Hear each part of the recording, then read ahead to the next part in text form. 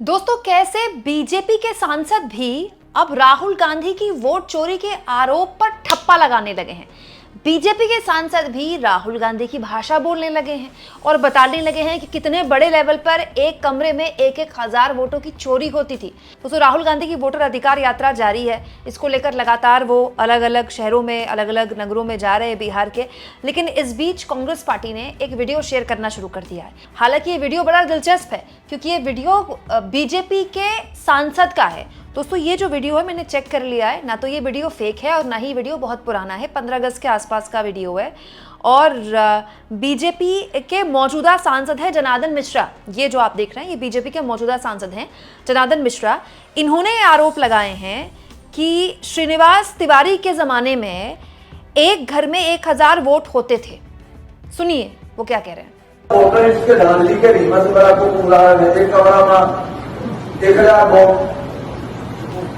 एक कमरा में 1000 वोट श्रीनिवास तिवारी के राज्य में, एक कमरा में 1000 वोट मनगमा में निकले थे। 11 वोट हम मंत्री जांच करने वाले हैं। दोस्तों, बीजेपी के सांसद है जनार्दन मिश्रा। इन्होंने जिसका नाम लिया है श्रीनिवास तिवारी।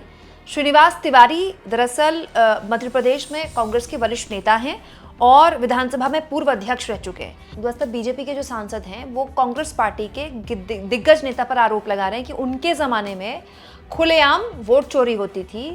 एक कमरे में हजार वोट बनते थे। हालांकि उसका विरोध भी कर दिया है उनके सुपुत्र ने, लेकिन इसको एक अलग तरीके से प्रेजेंट किया जा रहा है कांग्रेस पार्टी द्वारा। जैसे सुप्रिया शनेत ने वीडियो शेयर करते हुए कहा, अनुराग गोली मारो ठाकुर के बाद अब रीवा से बीजेपी एमपी जनार्दन मिश्रा जी राहुल गांधी जी की बात का समर्थन कर रहे हैं। उन्होंने वोटर लिस्ट में धांधली का जिक्र करके एक कमरे में 1100 वोटों की बात का खुलासा किया। धन्यवाद मिश्रा जी। ज्ञानेश जी इनसे हलफनामा मांगने की हिम्मत करेंगे। मतलब ये भी कमाल की बात है, बीजेपी के सांसद कांग्रेस पार्टी के नेता पर वोट चोरी का आरोप लगा रहे हैं और कांग्रेस पार्टी के नेता इसको इंडोर्स कर रहे हैं। हालांकि यहाँ पर कांग्रेस ने इसको ऐसे प्रेजेंट किया है कि यही आरोप अनुराग ठाकुर लगा रहे थे, यही आरोप बीजेपी के मौजूदा सांसद लगा रहे हैं। तो ये तो अजीब बात हो गई कि विपक्ष भी यही आरोप लगा रहा है कि वोट चोरी हो रही है, सत्ता पक्ष भी यही आरोप लगा रहा है वोट चोरी हो रही है। तो फिर अब कंफ्यूजन क्या रह गया? अब लोग ये कह रहे हैं, कांग्रेस पार्टी ये कह रही है कि भाई राहुल गांधी हलफनामा देते हैं, नहीं देते हैं तो 7 दिन के अंदर अगर वो हलफनामा नहीं देते हैं तो फिर देश से माफी मांगे। बड़े तैश में आकर नाराजगी जाहिर करते हुए मुख्य चुनाव आयुक्त ज्ञानेश कुमार ने प्रेस कॉन्फ्रेंस में ये बात बोली। तो क्या ये बात वो बीजेपी के सांसद से बोलेंगे? हालांकि ये गुजरे जमाने की बात थी जब उन्होंने आरोप लगाए, लेकिन वोट चोरी तो वोट चोरी है। तब भी वोट चोरी की आज की माफी थोड़ी हो जाएगी। और तो और दोस्तों, अनुराग ठाकुर वाले सवाल को तो प्रेस कॉन्फ्रेंस में कल पूछा गया लेकिन आया ही नहीं जवाब। लेकिन अब बीजेपी के सांसद भी यही सवाल पूछ रहे हैं, तो क्या पता ज्ञानेश सर जवाब दे दें। हालांकि जवाब दें या ना दें, एक सवाल तो अब देश के सामने खड़ा हो ही गया है दोस्तों कि देश के अंदर चुनाव आयोग की साख पर बहुत बड़ा बट्टा लग गया और ये चुनाव आयोग के लिए ठीक नहीं है। देखिए दोस्तों, हमारे देश में एक आम सहमति है कि नेता जो है वो चोर हैं। बिल्कुल सही बात है। सरकार किसी की भी आ जाए, जनता को इस पर भरोसा नहीं है। जनता ये मान के चलती है कि नेता है ना, ये तो चोर होगा, ये तो खाएगा। लेकिन कुछ संस्थाएं हैं दोस्तों जिसकी हमारे देश में बहुत साख रही है। जैसे सेना हमारे देश में एक संस्था है। चाहे किसी की भी सरकार आ जाए, उसकी साख हमेशा बरकरार रहती है। अब भी सेना वो संस्था है जिसकी साख देश में सबसे ऊपर है। आपने देखा होगा कहीं कोई भी प्राकृतिक आपदा आती है, अगर सेना का कोई जवान उतर जाए तो एक भरोसा पैदा करता है कि अब सेना आ गई ना, अब हो जाएगा ठीक। सेना को लेकर एक भरोसा है आम जनमानस में कि भाई सेना है तो अब संभाल लेगी। और दोस्तों, ऐसा ही भरोसा चुनाव आयोग को लेकर भी था। भाई चुनाव आयोग है, चुनाव आयोग का काम है चुनाव कराना। लेकिन ये पिछले 1.5-2 सालों में चुनाव आयोग की साख पर ऐसा बट्टा लगा है कि कोई भी आंख बंद करके भरोसा नहीं कर रहा चुनाव आयोग से। चुनाव आयोग के लिए ठीक नहीं है। यही वजह है दोस्तों कि राजीव कुमार को मीडिया से बाहर होना पड़ा। राजीव कुमार कहाँ हैं, इसकी जानकारी वो सूत्रों के हवाले से दे रहे हैं। मैंने आपको एक खबर दिखाई थी, याद होगा आपको। सूत्रों के हवाले से पीटीआई में खबर चल रही है राजीव कुमार कहाँ है। क्यों? राजीव कुमार सामने आकर क्यों नहीं बात कर सकते? क्या राजीव कुमार डर रहे हैं किसी बात से, या फिर राजीव कुमार को ये डर है कि अगर वो सामने आए तो पब्लिक का गुस्सा का उनको सामना करना पड़ेगा? ये खतरनाक है दोस्तों। चुनाव आयोग को समझना चाहिए कि ये एक संस्था के तौर पर उसके लिए बहुत डेंजरस है।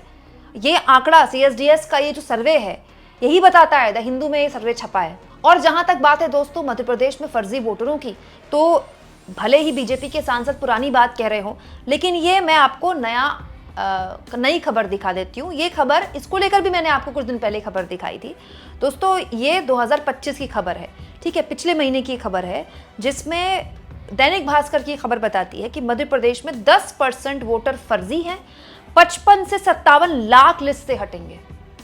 ये क्योंकि मध्य प्रदेश में भी ऐसा ही रिवीजन चल रहा है, तो वहां चुनाव आयोग का ये आंकड़ा बताता है।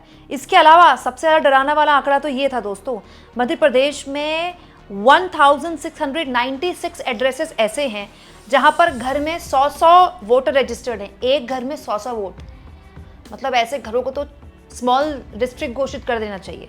और ऐसे वहां 1696 घर हैं।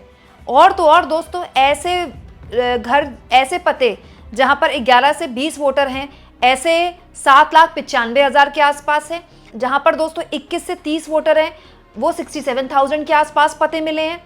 31 से 40 वोट जहां पर मिले हैं, वो 9,500 के आसपास मिले हैं ऐसे पते। और 41 से 50 वोटर जहां मिले हैं, वो 2,354 ऐसे एड्रेसेस हैं। और 50 से ज़्यादा जहां वोटर मिले हैं, वो मैं आपको बता ही चुकी हूँ। तो ये आप देखिए मध्य प्रदेश में हो रहा है। तो इसी वोटर लिस्ट के जरिए क्या देश में चुनाव हुआ? भाई, मध्य प्रदेश में इलेक्शन भी इसी वोटर लिस्ट के जरिए हुआ होगा, और लोकसभा चुनाव भी इसी वोटर लिस्ट के जरिए हुआ होगा। तो देश में कितने बड़े लेवल पर धांधली हो रही है। और अब तो अपने भी कहने लगे, पराये भी कहने लगे। हालांकि चुनाव आयोग कहता है कि उनके लिए कोई अपने पराये नहीं है, लेकिन सत्ता पक्ष और विपक्ष अगर एक ही बात बोल रहा है, तो इसको स्वीकार क्यों ना कर लिया जाए कि देश में बड़े लेवल पर एक धांधली हो रही है, और जो हो रहा है उसको लेकर खुलकर चर्चा हो जानी चाहिए। आप इस मुद्दे पर क्या सोचते हैं दोस्तों? जिस तरह से अब बीजेपी के सांसद भी खुलकर कहने लगे हैं, हालांकि गुजरे जमाने की बात कर रहे हैं, तो भी जमाना तो चाहे कोई भी हो, वोट चोरी तो किसी भी हाल में बर्दाश्त नहीं की जानी चाहिए ना। कमेंट बॉक्स में जरूर लिखें दोस्तों, और जितना हो सके चैनल को शेयर भी करें और सब्सक्राइब भी।